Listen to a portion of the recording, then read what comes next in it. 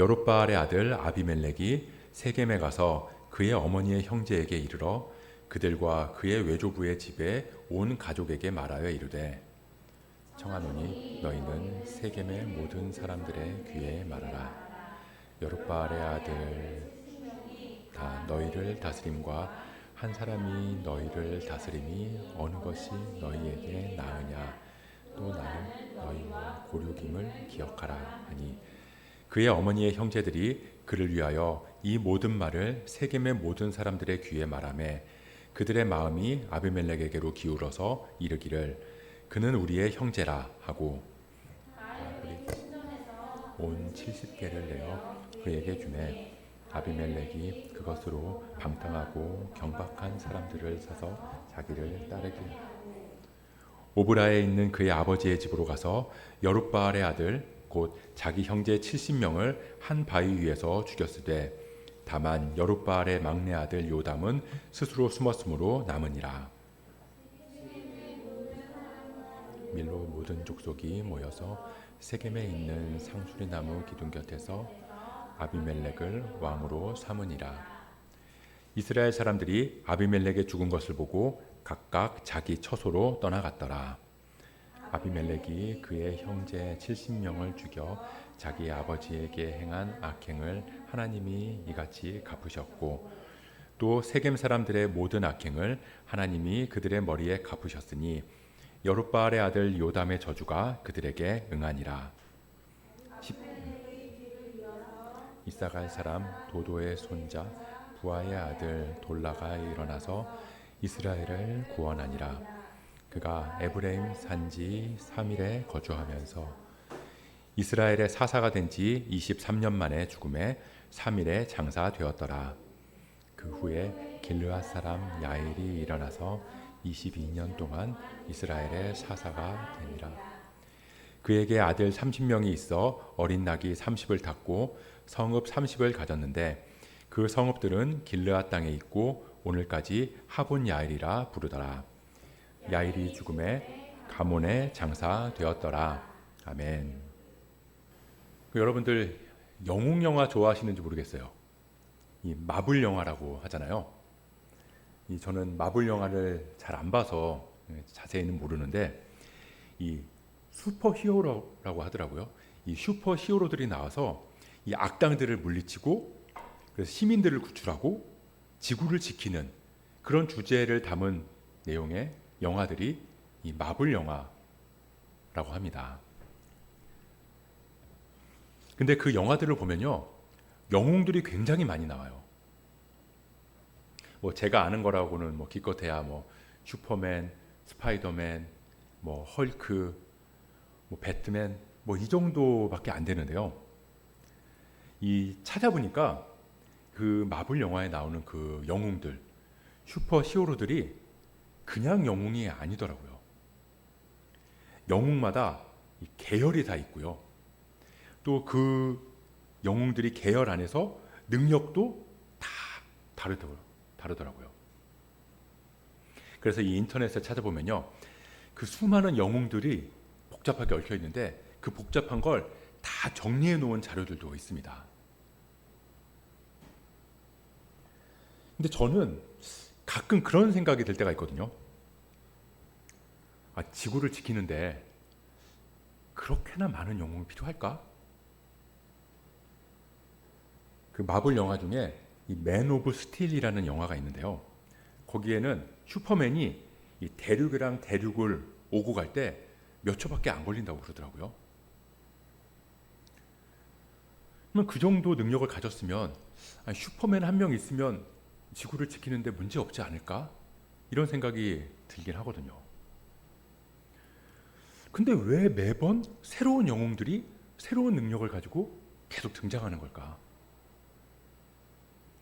그렇게 새로운 영웅이 새로운 능력을 가지고 등장하면 그럼 사람들은 그 새로운 영웅을 보면서 막 열광하는 거예요. 왜 그럴까요? 아마 이 영웅들이 가지고 있는 능력, 뭐 하늘을 날고 거미줄을 발사하고 뭐 엄청난 힘을 가지고 또 때로는 순간 이동을 하고 그렇게 우리가 가지고 있지 않은 그 능력, 그것만 있으면 그 능력이 우리의 문제를 해결하고 우리를 행복하게 해줄 것 같은 기대를 하기 때문이에요. 만약에 나한테 그런 능력이 있다면 내가 영웅이 될 텐데 나한테 그런 능력이 없으니까 그 능력을 가진 영웅한테 우리가 기대를 하는 거죠. 그래서 처음에는 사람들이 슈퍼맨한테 기대를 가져요. 근데 보니까 슈퍼맨 가지고는 안 되겠더라고요. 그러니까 하늘을 빨리 나는 거 가지고는 안 되는 거예요. 부족한 거예요. 그래서 스파이더맨이 등장을 하는 겁니다.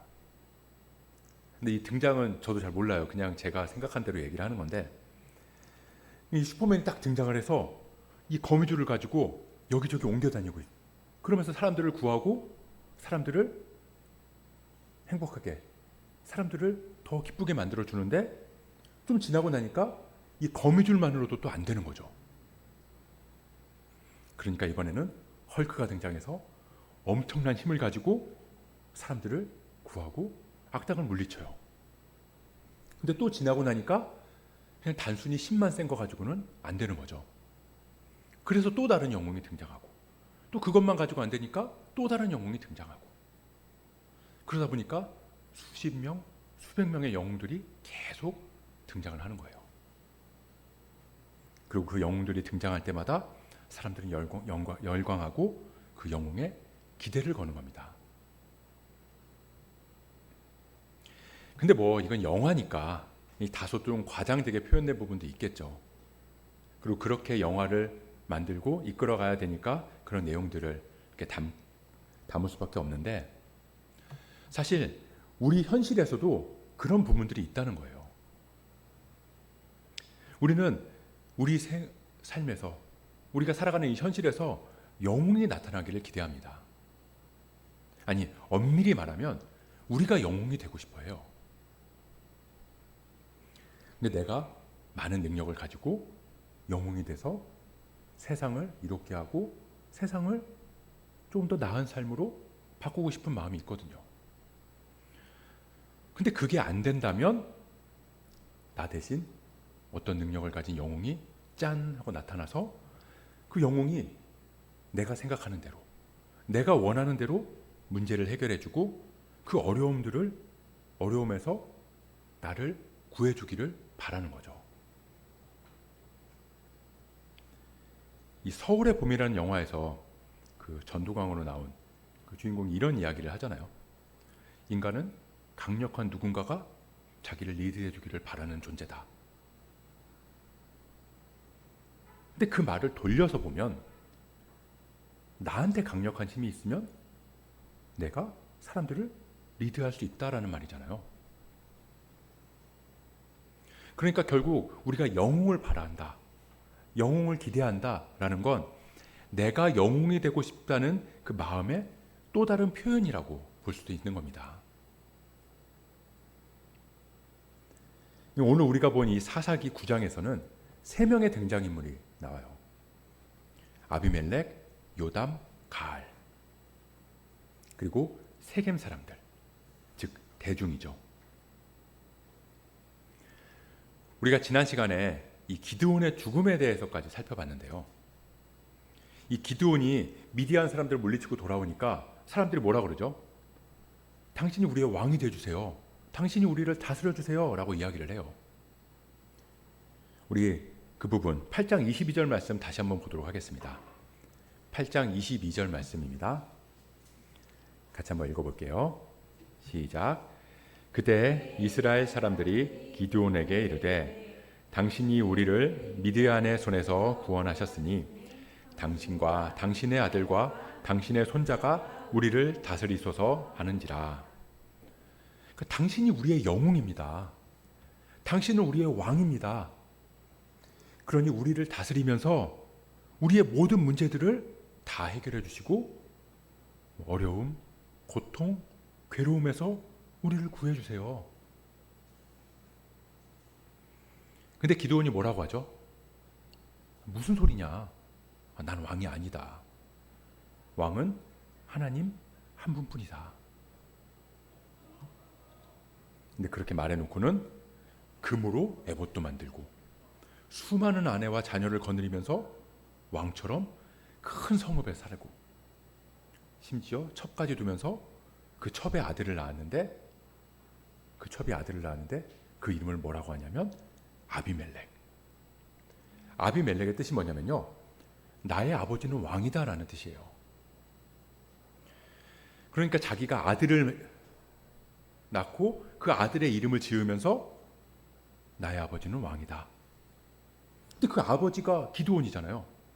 근데 자기가 아들 이름을 그렇게 지어놓고 아버지는 나의 왕이다. 그러니까 결국 자기가 왕이다. 그러니까 나는 왕이다라고 말을 하면서 그렇게 왕의 삶을 살아갔다는 겁니다. 그리고 나서 이제 9장에서 그 아들인 아비멜렉에 대한 이야기가 이어지는데요. 이 9장을 우리가 다 읽지 않아서 이 9장의 내용을 간략하게 제가 얘기를 해드릴게요. 이 9장에는 말씀드린 것처럼 3명의 등장인물이 나와요. 아비멜렉, 요담, 가알. 자, 이 기드온이 죽고 나서 이 아비멜렉이 이 정식 부인에서 낳은 아들이 아니라 이 첩의 아들인데, 이 아비멜렉이 세겜 사람이거든요. 이 세겜에서 사람들을 다 모은 거예요. 그러면서 이 사람들한테 이야기를 하는 거죠. 자, 내 말 좀 들어봐라. 우리 아버지가 여룻바알인데 그 아버지한테 아들이 70명이 있다. 근데 너희들 한번 생각해봐라. 그 70명이 너희를 다 다스리는 게 낫겠니? 아니면 나 한 사람이 너희를 다스리는 게 낫겠니? 사실 기드온의 아들 70명이 왕이 되겠다고 한 적이 없거든요. 근데 그냥 이 아비멜렉이 그렇게 이야기를 하는 거예요. 자, 70명이 너희를 다스리면서 그 70명한테 억압을 받는 게 낫겠니? 아니면 나 한 사람이 그 너희를 다스리면서 그러는 게 낫겠니? 근데 그 한 사람이 누구냐면 나야. 근데 중요한 건 내가 너희랑 같은 동네 사람이라는 거야.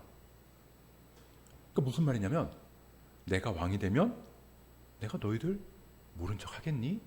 라는 말이에요. 자, 잘 생각해봐라. 뭐가 너희들한테 유리하겠니? 그렇게 아비멜렉이 이야기를 하니까 이 말도 안 되는 설득 같잖아요. 근데 사람들이 그 아비멜렉의 말을 듣고 아비멜렉을 따랐다는 거예요.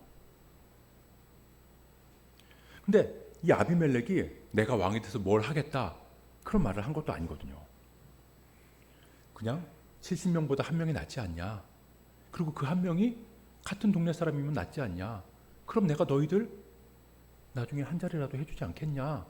그런 식으로 이야기를 한 거죠. 말도 안 되는 것 같지만 근데 사실 요즘에도 그러거든요. 우리가 정치인들을 뽑을 때도 보면 이 지역색이 확 나뉘는 곳들이 있잖아요. 근데 보면 우리가 남이냐.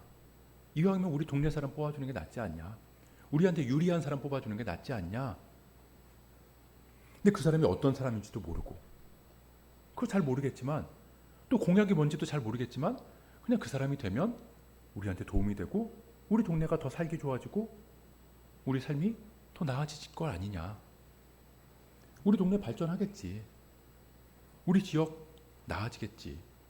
그럼 우리 동네 집값 올라가겠지.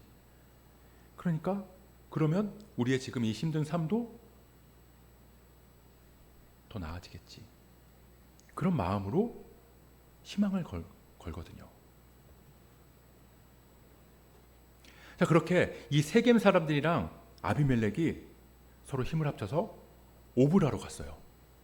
오브라는 이 여룻바알의 집이잖아요. 그 오브라에는 금 에봇이 있는 기드온의 성읍이 있어요. 자, 5절에 보면 오브라에 있는 아버지의 집에 가서 여룻바알의 아들 곧 자기 형제 70명을 한 바위 위에서 죽였다라고 기록하고 있거든요. 보면 하나님은 이 아비멜렉이 비록 첩의 아들이지만 그도 기드온의 아들로 인정을 하고 계신 거예요. 70명의 아들을 곧 자기의 형제다라고 말씀하고 계시거든요. 근데 그 70명을 아비멜렉이 왕이 되고자 하는 자기 욕망을 위해서 한 바위에서 죽였다. 이 한 바위 위에서 죽였다는 말은 이 사람들을 하나하나 쫓아다니면서 전쟁에서 죽였다는 게 아니라 다 잡아와서 이 한 곳에서 한 명을 불러놓고 처형을 했다는 말이에요. 그 바위 위로 한 명 한 명 끌고 와서 한 사람씩 쳤다는 거죠. 아주 잔인하게. 그리고 이제 6절에 보면 아비멜렉이 세겜에 가서 왕이 됐다라고 이야기를 합니다. 왕위 등극식을 했다는 거죠. 자, 근데 이 세겜이 우리가 많이 들어봤잖아요. 우리 세겜이라고 하면 성경에 많이 나오는 지명인데, 이 세겜이 어디냐면 이 하나님께서 아브라함한테 나타나셔서 이 언약을 확인해 주신 것이거든요. 내가 이 땅을 너와 내 자손에게 주겠다. 그리고 나서 아브라함이 하나님께 제단을 쌓은 곳이 세겜 곧 상수리 나무 앞이에요. 그리고 이 여호수아서에서는 여호수아가 이스라엘 백성들을 모아놓고 니들 여호와 하나님만 섬겨라. 나와 내 집은 오직 여호와만 섬길 것이다 라고 말한 것도 세겜이에요. 그러니까 무슨 말이냐면 이 세겜은 이스라엘의 왕은 하나님이시다 라는 고백이 있는 곳이라는 거죠.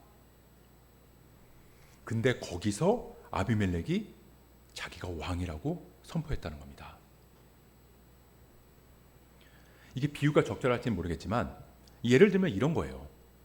어떤 사람이 6.25 전쟁 기념관 앞에서 우리의 지도자는 김정은이다 이렇게 외치는 거랑 비슷한 거죠. 그러니까 하나님을 완전히 모욕하는 행위라는 겁니다. 그랬더니 이제 70명 중에서 살아남은 아들이 하나 있었거든요. 막내 아들 요담이 가까스로 도망가서 목숨을 건졌는데 그 요담이 이제 그리심산에 올라가서 이제 사람들한테 이야기를 하는 거예요. 예화를 들어서 이제 아비멜렉을 이제 비꼬면서 이야기를 하는 건데요. 이제 나무 이야기를 해요. 이 나무들이 하루는 나무들이 왕을 뽑기 위해서 이제 감람나무한테 간 거죠. 그래서 감람나무한테 가서 네가 우리의 왕이 되어줘라. 그랬더니 이 감람나무가 니들 지금 무슨 소리 하냐? 나는 그냥 감람 열매나 맺으란다. 이 감람이 올리브거든요. 난 그냥 올리브 맺고 올리브 기름으로 하나님이랑 사람들 기쁘게 할란다. 내가 굳이 왕이 돼서 우쭐거릴 이유가 뭐가 있냐? 이렇게 이야기하는 거예요. 그랬더니 또 이제 나무들이 이번에는 무화과 나무한테 가요. 그래서 무화과 나무한테 네가 우리의 왕이 되어줘라. 그러니까 무화과 나무가 야, 나는 아름다운 열매 맺기도 바쁘다. 왕은 무슨 왕이냐? 내가 왕이 돼서 뭐 한다고 우쭐거리겠냐? 그러니까 이 나무들이 다시 이번에는 포도나무한테 가는 거죠. 그래서 포도나무한테 네가 우리의 왕이 되줘라. 그러니까 포도나무도 마찬가지로 똑같이 이야기를 하고 그러면서 내가 이 열매들 버리고 왕이 될 수 없다. 그렇게 이야기를 하는 거예요. 그러니까 이 나무들이 고민하다가 마지막으로 가시나무한테 가는 거죠. 가시나무한테 가서 네가 우리의 왕이 되줘라. 그러니까 이 가시나무가 뭐라고 하냐면 아 그래? 니들이 원한다면 내가 니들의 왕이 되어줄게. 자, 이제 내가 너희들의 왕이 되니까 너희들은 내 그늘에 와서 쉬어라. 그렇게 안 하면 내가 너희들을 다 태워버릴 거다. 이렇게 이야기하는 거예요. 근데 웃긴 건 가시나무에 그늘이 없잖아요. 근데 가시나무로 가면 그늘에서 쉬는 게 아니라 오히려 가시에 찔릴 뿐이거든요.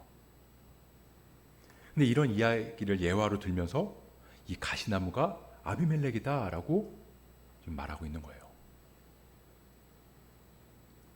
자, 그리고 나서 이제 시간이 지났는데 세겜 사람들이 보는 거죠. 시간이 지나서 세겜 사람들이 보니까 이 아비멜렉이 왕이 딱 됐는데 정작 우리의 삶은 나아진 게 없는 거예요. 아, 이 살림살이가 좀 나아질 줄 알았는데 오히려 힘들기만 하고. 처음에는 아비멜렉이면 충분할 줄 알았거든요. 자, 아비멜렉이 왕이 되면 우리의 모든 문제 다 해결해 줄 줄 알고 그렇게 기대를 했는데 그게 아니라는 걸 깨닫게 된 거예요. 그래서 새로운 영웅이 등장하기를 다시 기대하는 겁니다. 그리고 그때 나타난 게 가알이라는 사람이에요. 이 가알이 세겜 사람들이랑 이 연애를 베풀고 이제 술을 마시면서 이 아비멜렉은 막 저주하는 거예요. 자, 아비멜렉이 왕이 되고 달라진 게 뭐가 있냐? 엄청나게 우리에게 잘해줄 것 같았지만 결국 우리는 여전히 힘들지 않냐? 내가 아비멜렉 없애버리고 새로운 세상 만들어줄게. 그러면서 세겜 사람들은 막 모은 거죠. 근데 그 얘기가 아비멜렉 귀에 들어간 거예요. 그러니까 아비멜렉 입장에서는 반영이잖아요. 그러니까 군사를 끌고 와서 가알이랑 싸워서 가알을 싹 다 죽이고 세겜 사람들까지 몽땅 죽이겠다고 달려드는 겁니다. 이 세겜 성을 완전히 부셔버렸고요. 그 성에 소금을 다 뿌려버렸어요. 이 소금을 뿌리면 이 농작물이 더 이상 자라지 않아서 완전히 이제 무너진 성이 되는 거거든요. 재건도 못하게 하겠다라고 만들어버린 거예요. 그러니까 이제 세겜 사람들이 막 도망을 가서 망대로 올라갔는데 그 망대도 아예 태워버려서 거기 있는 사람들 수천 명도 죽이고, 거기 간신히 살아남은 사람들이 이번에는 데베스라는 곳으로 도망가서 또 망대에 올라갔더니 이번에도 아비멜렉이 거기까지 쫓아가서 다 죽이겠다고. 근데 그 망대에 몇 명이나 있겠어요. 거기까지 이제 통째로 태워버리겠다라고 하니까 그 망대 위에 올라간 사람들이 할 수 있는 것도 없고, 그러다 보니까 여인 한 명이 그냥 맷돌을 하나 잡아서 그냥 던진 거죠. 맷돌을 던졌다는 건 거기에 쓸만한 무기가 아무것도 없었다는 말이거든요.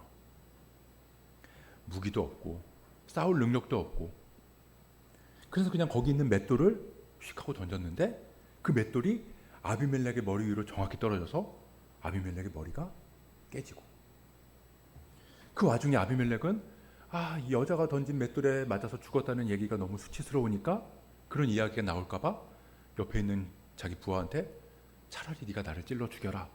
그래서 그 부하가 자기를 찔러서 죽이고, 그래서 아비멜렉이 죽고 나니까 사람들이 다 그냥 자기 집으로 뿔뿔이 흩어져서 돌아왔다. 이게 사사기 9장 내용의 전부예요. 아비멜렉이 왕이 되겠다고 나섰고 세겜 사람들이 거기에 희망을 걸고 기대를 했고, 그래서 아비멜렉이 자기 형제들을 싹 다 죽이고 왕이 됐는데, 근데 기대와는 다르게 달라진 건 전혀 없고, 그러니까 사람들은 다른 왕을 꿈꿨고, 그러다가 결국 아비멜렉도 죽고 가알도 죽고 세겜 사람들도 다 죽고 요담은 도망가고, 그리고 나서 아무것도 없이 그냥 내용은 거기서 끝. 도대체 오늘 본문에서 하나님은 뭘 말씀하시려는 걸까? 우리는 이 말씀에서 뭘 깨달아야 되는 걸까요? 이 오늘 등장한 아비멜렉, 요담, 가알, 그리고 세겜 사람들, 그리고 이 사람들이 벌인 이 이야기들, 사실은 이 모든 게 다 우리의 모습이라는 겁니다. 우리 안에는 아비멜렉의 모습도 있고요, 요담의 모습도 있고요, 가알의 모습도 있다는 거죠. 세겜 사람들의 모습도 있고요. 이 아비멜렉, 스스로 왕이 된 사람, 이 4절에 보면 이 아비멜렉이 바알불이 친전에서 은 70개를 꺼내서 방탕하고 경박한 사람들을 샀다라고 말하고 있거든요. 아버지는 여룻바알이에요. 그 뜻이 바알이랑 싸웠다라는 뜻이라고 했잖아요. 그러니까 아버지는 바알이랑 싸운 사람인데 아들은 바알 신전에서 그 은을 꺼내서 그 바알의 도움으로 사람들을 사서 왕이 됐다라는 거죠. 사실 세상이 그렇잖아요. 내가 원하는 걸 이루기 위해서 이런저런 명분들을 다 내세우지만 사실은 모든 게 다 내가 원하는 대로, 내가 뜻하는 대로 하기 위한 거라는 거. 내가 내 삶의 주인이 되어서 내 욕망을 채우고자 할 때가 많다는 겁니다. 그럼 요담은 좀 착한 사람인가? 요담도 마찬가지거든요. 이 아비멜렉만큼 힘이 없었을 뿐이지 17절 18절을 보면 요담도 다른 게 하나도 없어요. 우리 아버지가 미디안이랑 싸워서 이겼다. 우리 아버지가 너희를 건져냈다. 그런데 감히 너희가 우리 아버지 집안을 후대해? 말끝마다 우리 아버지, 우리 아버지. 이 요담의 말 어디에도 여호와 하나님에 대한 언급이 없거든요. 우리 아버지가 니들 구해줬잖아. 우리 아버지가 너희들 살만하게 해줬잖아. 근데 내가 우리 아버지 아들이잖아. 그럼 아비멜렉이 아니라 진짜 우리 아버지의 아들인 내가 왕이 되는 게 맞잖아. 그럼 가을은 어떤가요? 가을도 이런저런 명분 내세웠지만 알고 보면 아비멜렉이랑 마찬가지로 왕이 되려는 사람이었을 뿐이에요. 그럼 마지막으로 세겜 사람들은 어떨까요? 아비멜렉한테 당한 피해자인가요? 세겜 사람들은 이 아비멜렉이 왕이 돼서 자기들 원하는 대로 해주기를 바랬어요. 아비멜렉이 왕이 돼서 내 사업도 잘 되고 내 집값도 올라가고 내 손에 돈만 쥐어줄 수 있다면 그 사람이 방탕하고 경박한 사람이건 말건, 페륜의 인성이 쓰레기건 말건 아무 상관없이 그냥 그 사람을 왕으로 삼아서 그 사람에게 기대하고 희망을 거는 거죠.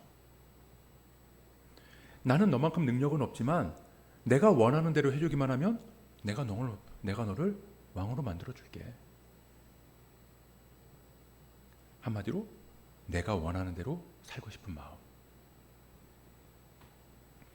능력이 있으면 왕이 돼서 내가 원하는 대로 하는 거고, 능력이 없으면 누가 됐건 내가 원하는 대로 해주기만 하면 되고, 그 모습만 다를 뿐 사사기 9장에 나온 사람들은 모두가 스스로 왕이 되고 싶은 사람들이었다는 겁니다. 그리고 그 모습이 우리의 모습, 우리가 살아가는 세상의 모습이라는 거죠. 이 성경은 아비멜렉, 요담, 가알, 세겜 사람들의 이야기를 통해서 우리의 모습이 어떠한지를 적나라하게 드러내주는 거예요. 이게 너희들의 모습이다. 이 말도 안 되는 이야기 너희들의 사는 모습이고 너희들의 이야기다. 너희들이 왕이 되면 더 나은 삶이 찾아올 거고 어려운 상황들이 다 해결될 거라고 기대하지만 그러면 그럴수록 그늘의 피에서 쉼을 누리는 게 아니라 오히려 가시에 찔릴 뿐이잖니. 그리고 하나님은 그런 모습을 죄라고 말씀하시는 거예요.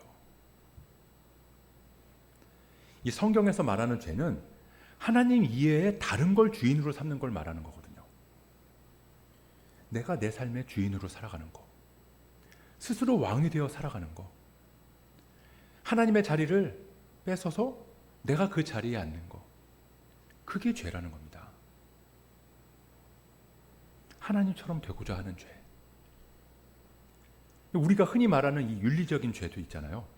그것도 다 이 죄에서 비롯된, 이 죄에서 맺혀진 열매들이라고 할 수 있는 거거든요.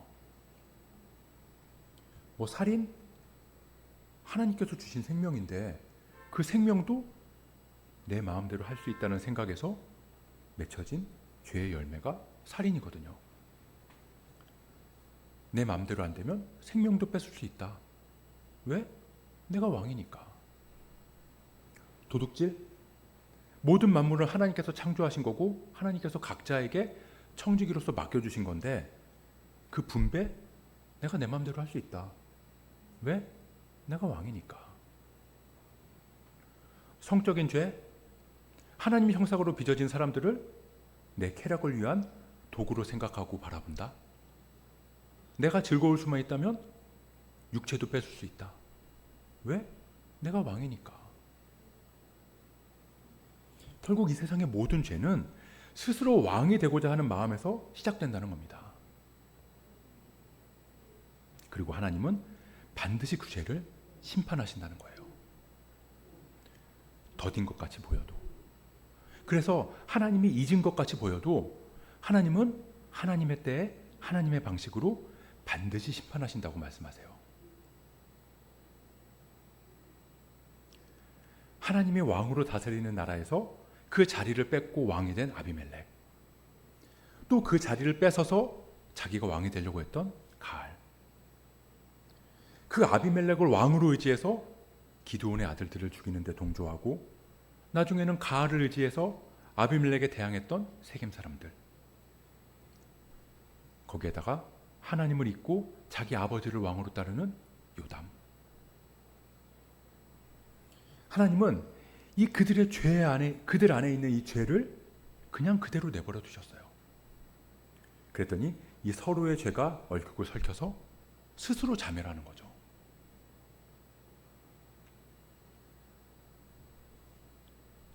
그 이야기가 사사기 9장의 이야기입니다.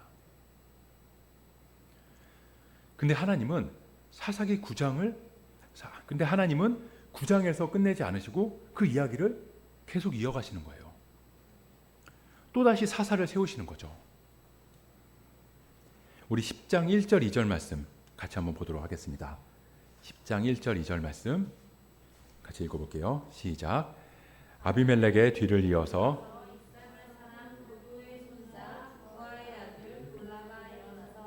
이스라엘을 구원하니라. 그가 에브라임 산지 3일에 거주하면서 이스라엘의 사사가 된 지 23년 만에 죽음에 3일에 장사되었더라. 이 왕으로 살다가 죽은 아비멜렉의 뒤를 이어서 하나님께서는 돌라를 사사로 세우셨어요. 돌라를 세우셔서 이스라엘을 구원하셨다. 근데 이 말씀에서 좀 이상한 게 있지 않나요?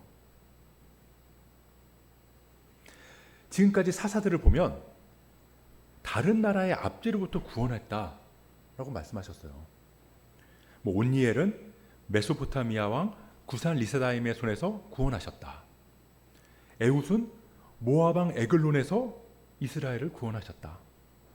삼갈은 소모론 막대기로 블레셋 사람 600명을 죽이고 이스라엘을 구원하게 하셨다. 드보라는 가나안 왕 야빈에게서 구원했다. 기드온도 미디안의 손에서 구원했다. 근데 돌라는 그런 거 없이 그냥 이스라엘을 구원했다.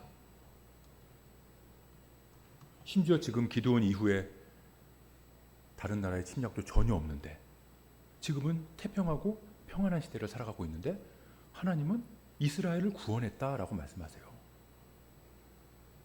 그럼 도대체 돌라는 어디로부터 이스라엘을 구원했다는 말인가요? 나라가 아니면 이스라엘은 지금 뭐에 얽매여 있길래?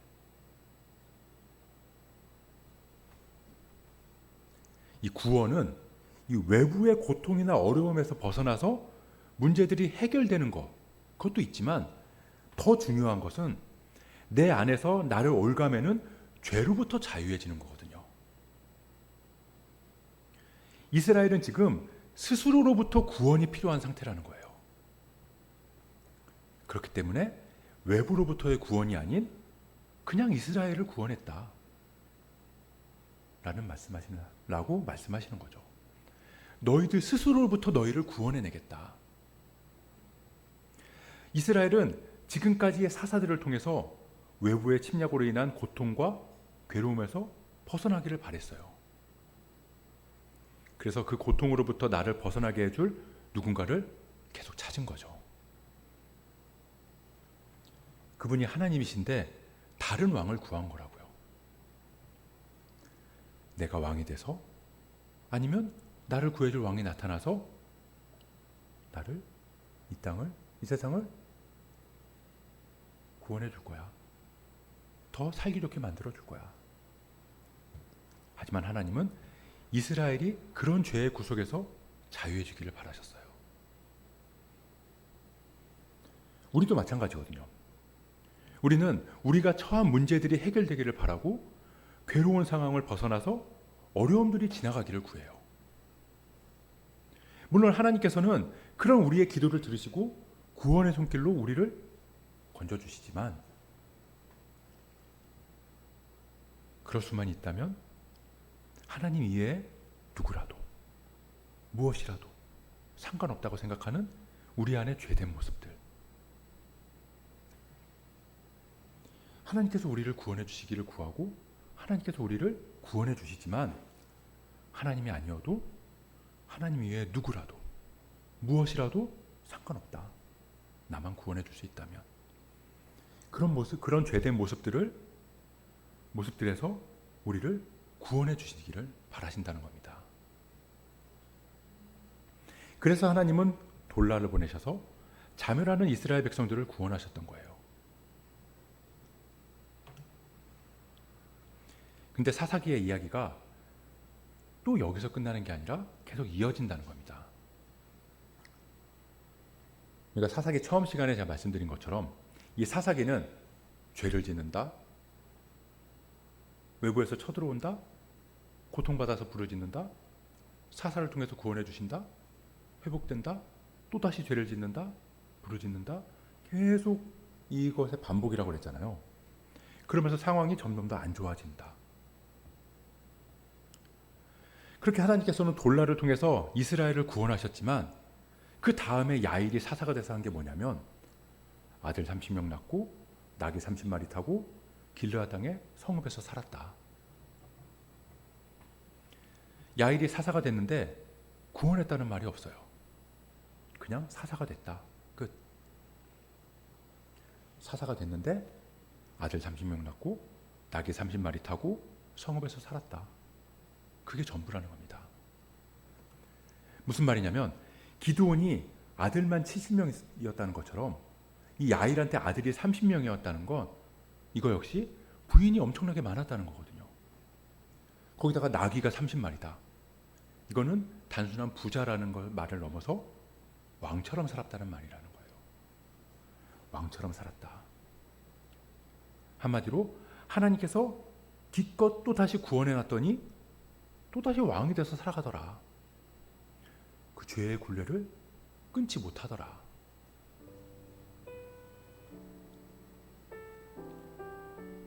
그래서 하나님께서 이 땅에 직접 내려오신 거거든요. 가짜 사사, 가짜 왕, 우리를 지켜줄 것만 같은 그 수많은 영웅들은 내 그늘에 와서 쉬어라 라고 말하지만 막상 가보면 가시에 찔리고 더 고통스럽기만 한 이 세상에 예수님께서 진짜 사사, 진짜 왕으로 오셔서 수고하고 무거운 짐진 자들아 다 내게로 와라. 내가 너희를 쉬게 하리라 라고 말씀하시면서 우리를 대신해서 가시에 찔리셨다는 겁니다. 그래서 우리는 이 사사기의 말씀을 보면서 적나라한 우리의 모습,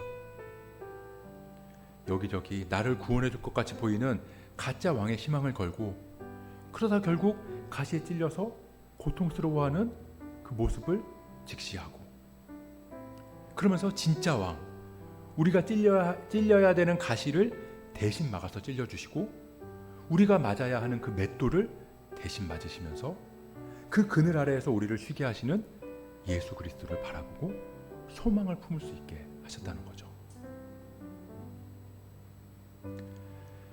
그래서 이제 우리는 쳇바퀴 같은 그 죄의 굴레에서 벗어나오지 못해서 스스로 자멸하고 있는 우리를 건지신 예수 그리스도를 바라봐야 돼요. 그럴 때 비로소 우리를 온전히 구원하시는 주님의 은혜의 손길을 경험할 수 있게 될 줄 믿습니다. 그래서 우리는 고백하는 거예요. 예수 그리스도가 우리의 희망이고 우리의 소망이다. 예수 그리스도가 우리의 주님이시고 우리의 왕이시다.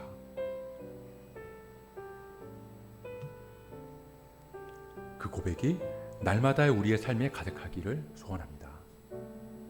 그래서 주님의 날개 그늘 아래에서 진정한 쉼을 누릴 수 있는 저와 여러분 되시길 주님의 이름으로 축복합니다.